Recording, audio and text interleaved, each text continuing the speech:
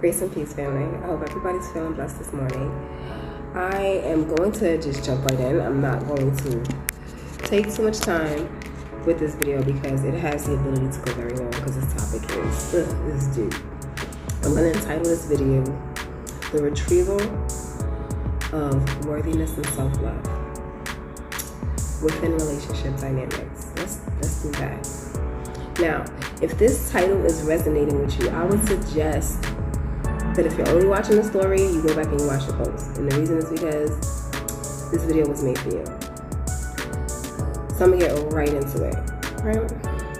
So, this morning, the Lord laid it on my heart. He told me exactly what he wanted me to talk about and why. So I'm gonna just get into it. Now, one topic I have not discussed in years, and I'm sure many people are just there, they're wondering why I have not discussed it.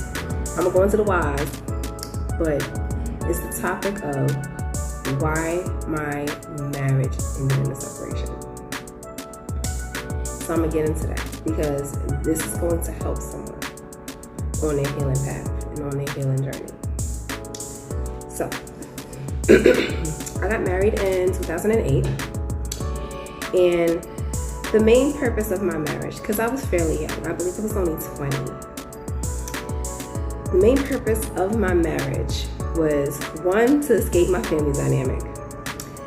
I pretty much, since I was a child, I knew that my family dynamic needed to be corrected. I've seen too much. I understood too much. So from all that I've seen and all that I experienced, I was looking to correct a lot of it and to escape it. So that was the first one. The second, me and my husband had an agreement before our marriage that what we wanted to do together was get rid of a lot of the traumas that we dealt with as children, because he had his own traumas as well. We wanted to build a space where we could raise our children and we could change the things we had to deal with so that they wouldn't have to deal with them. That was the goal, confirmation. That was the goal of the marriage. And I was down because that was what I wanted. Fast forward, of course, I maintained my end of that bargain, as well as my position as a wife. I'm a naturally nurturing person, naturally supportive person, naturally forgiving person. I'm a lover. I take care of those who I love. That is naturally who I am. I've always been that person. That is a part of who I am, and I will never be able to get rid of it. Because that is me being true to my soul. So in the relationship, I was very supportive of everything that he wanted to do. So much supportive that I made it my business to learn my husband. I wanted to know what he was into. What did he like? I made sure to partake in things he liked. He liked sports. I like sports too. You know, I love Stephen A. Smith, which I did. You know, he played video games. I didn't like playing video games, but I used to enjoy watching him play and cheering him on. I was a great cheerleader. Job opportunities, he didn't want certain jobs. He only wanted a particular type. How can I support you? What can we do? So I made it my business to be as supportive as possible. But what I did not notice is how lack of support I was getting on my end. I was being self-sacrificing. I was giving a lot of my energy and my time to develop him, and then putting what I had left in developing me, but my cup was not being poured back into. But I did not notice, for the sake of the end goal. I no longer have to deal with my family traumas, and at least I can raise my children in an environment that I've created. I was being okay with the bare minimum, not realizing that I was being breadcrumbed. And as time went on, I feel like it developed some concepts within my husband that should have never been developed. The main one was an entitlement complex, where I was being selfless and giving love in a way that could help him grow and help him become his best self. He began to think that he was entitled to that ability, to that type of love, and that he didn't need to give back to for it. So, at one point in the relationship, gets a job that he wanted, which is working in a city company. And this is when things really started to go downhill. Because when we had this lovely marriage that everybody was like, oh my gosh, your children are so well behaved. Your marriage is so successful. You guys are doing so good. And you're so young. What people did not understand and did not see was how my marriage was being used negatively. Now, it was coming out very regularly. I'm not talking about 1, 2, 3 times. It was coming out regularly to me that my marriage was being used as a platform for my husband's infidelity. He would tell women about his amazing marriage and all he was doing, which actually was me. I was the one taking care of the household, taking care of the kids, making sure everything was afloat, even supplying for his son who did not live in the household. I was the one shipping the stuff that was being bought and even going shopping for him. And he would tell these women about how amazing his marriage was. And these women also had a traumatic background. So when they would hear how amazing he was as a husband, they would internalize and be like, well, I would love that. You're such a good husband. I wish I had a good husband like you. And he would allow them to sample my husband. Now, where he believed it was because of his status, because I am an empath, I knew the truth. His status had nothing to do with the reason why these women were willing to sleep with him. These women would use sleeping with him as a way to humble me. Now, it didn't really work because you can't humble a humble person. But it made them feel better because when he would cheat, he was diminishing my worth. He was pretty much allowing them to take my place momentarily, which meant my position was not secured.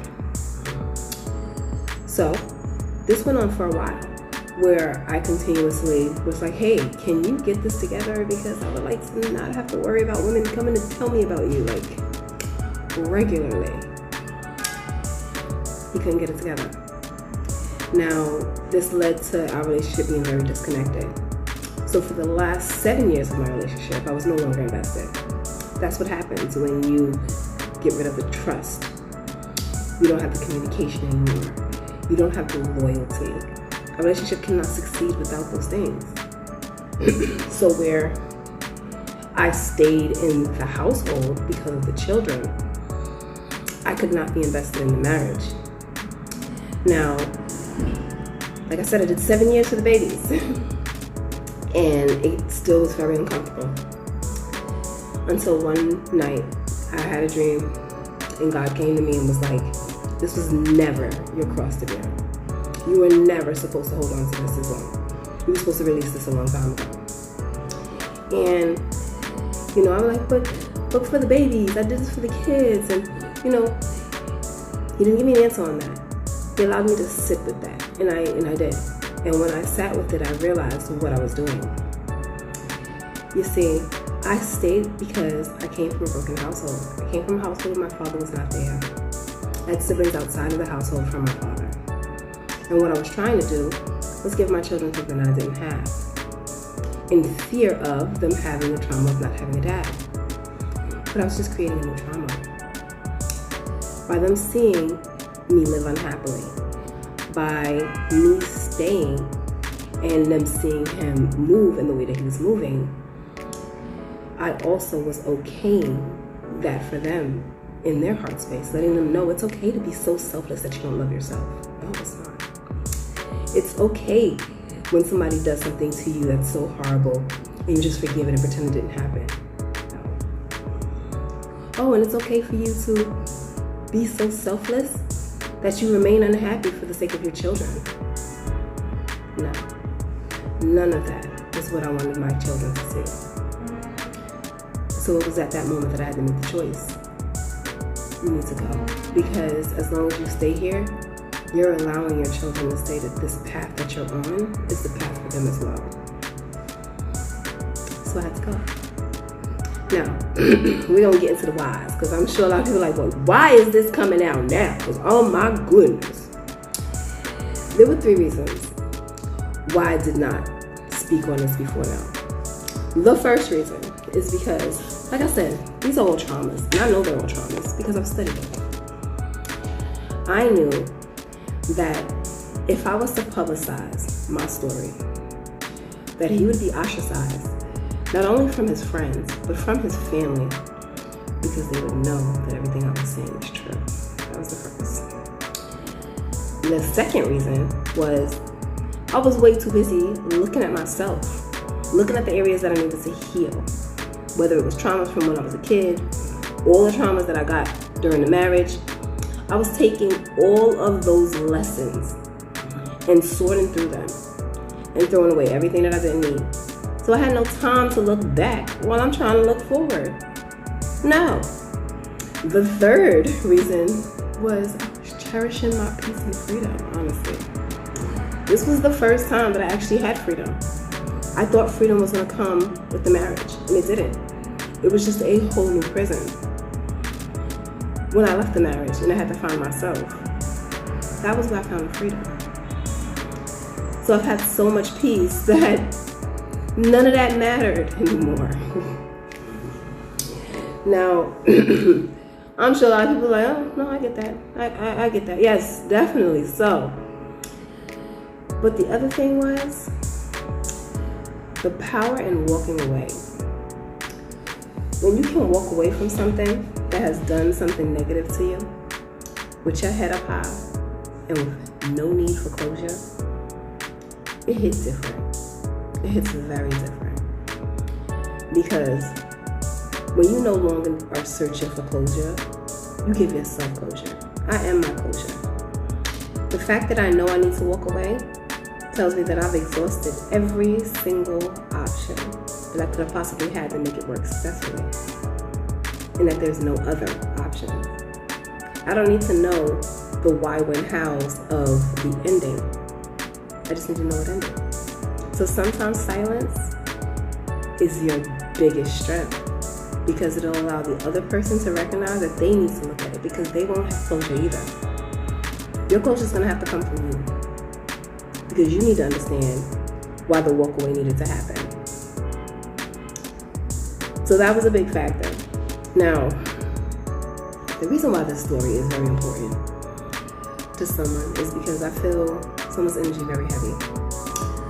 Someone is being made to feel like they need to be someone else in order to make their relationship work. That they need to pretty much live up to an expectation that is not their own.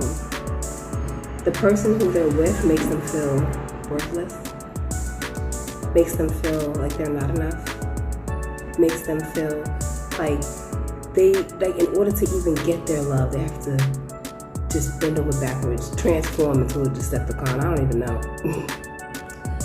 That's not how it is. That's not how it's supposed to be, and that's not love. If you can't be you in your relationship, that's not a relationship anymore. That's a them shit. You living for them. And what type of life is that? I wasted 15 years living for someone else. I would never advise anybody to do that. I did it so you won't have to.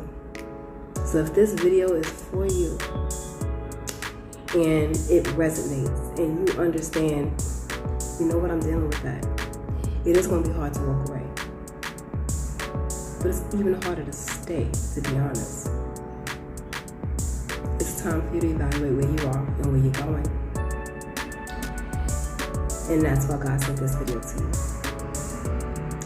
Instead of looking outside of you as to who you can become in order to make others want to be with you and be around you, look inside of you as to who you truly are.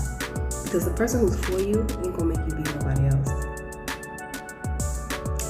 I'm gonna leave this one right here. Feel free to comment.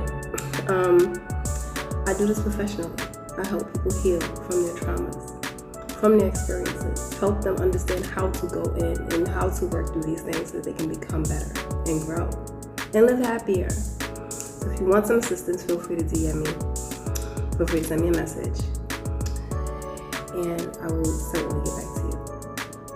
So until the next one, I'm going to leave you right here. Love and light. Peace.